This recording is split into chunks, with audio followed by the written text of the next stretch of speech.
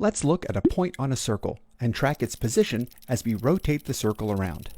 As the angle of the circle changes, the point moves up and down and back and forth, but its distance from the center of the circle remains the same.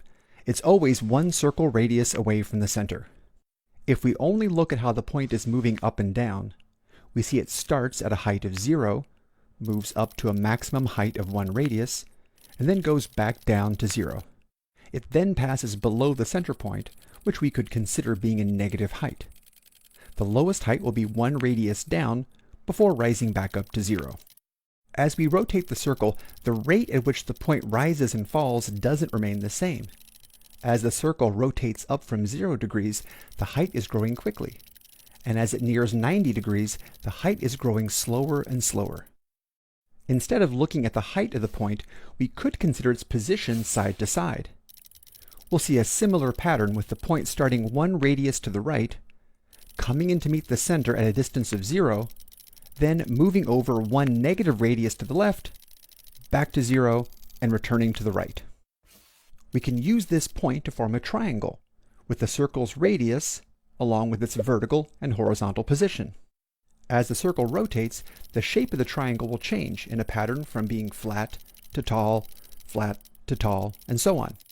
The vertical distance is the edge of the triangle opposite the angle of our circle, and the horizontal distance is the triangle edge adjacent to the angle. These edges meet at a right angle, creating a right triangle, which makes the radius the hypotenuse of the triangle. We can look at the pattern for how these edges grow and shrink in different ways by comparing the sides of this triangle. For instance, we could see how many times the hypotenuse fits into the opposite edge. At 0 degrees rotation, the height of the opposite edge is 0, so the hypotenuse can fit in 0 times. At 30 degrees, the opposite edge is exactly half the hypotenuse. And at 90 degrees, the triangle collapses and these two edges are equal. Comparing these two sides of the triangle is called a sine relationship. If we look at the sine ratio as the circle continues to rotate, we see it oscillates up and down in a repeating wave between values of +1 and -1. The different speeds that the height is shrinking and growing gives the sine wave a smooth curving shape. We could also see how many times the hypotenuse will fit into the adjacent edge. This relationship is called a cosine. We see a similar wave like we had with the sine, but the result is offset.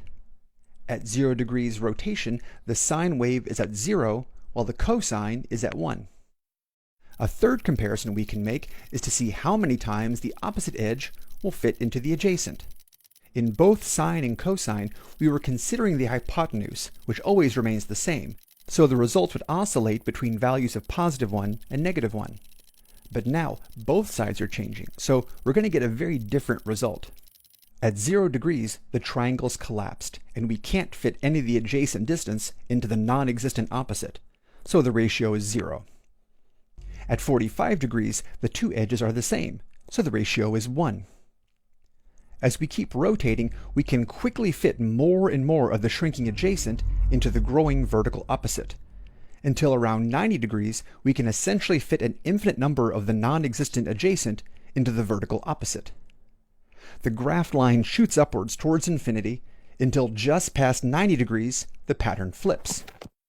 The adjacent edge is now a tiny negative number, so the graph line grows upwards from -infinity. As the adjacent edge begins to lengthen, we're able to fit in fewer of them. The ratio shrinks down until it reaches 0 again, and the pattern repeats. This relationship is called a tangent.